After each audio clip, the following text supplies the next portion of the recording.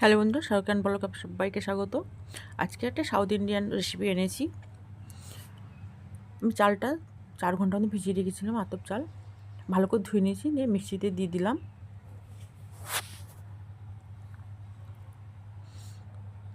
এবারে দিলাম চিনি পরিমাণ মতন।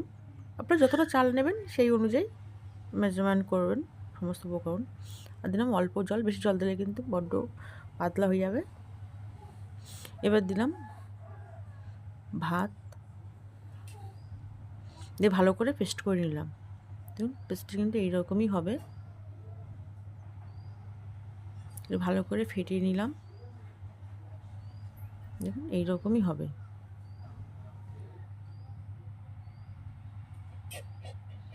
এবার তেল দিলাম, দিয়ে একটা চামচের সাহায্যে এইভাবে দেবো, দিয়ে ভেজে নেব। তাই দেখলেন আপনারা সাউথ ইন্ডিয়ান খাবারটা কত সুন্দর, কত কম সময়ের মধ্যে বানানো যায়।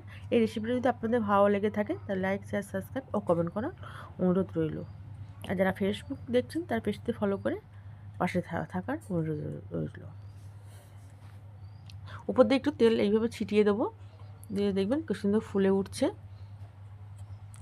আমপানগুলো কত সুন্দর সাদা সাদা লাগছে, দেখুন কত সুন্দর ফুলছে।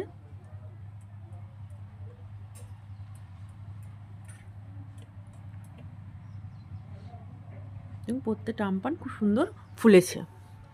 এবারে অন্য সাইড উল্টে নেব। খেতে কিন্তু খুব টেস্টি লাগে।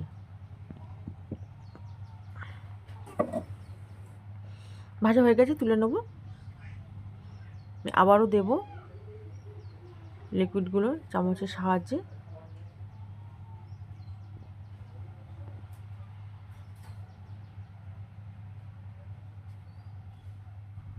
সেম প্রসেসে সব আমপানগুলো ভেজে নেব। এইভাবে আমি সমস্ত আমপানগুলো ভেজে নেব।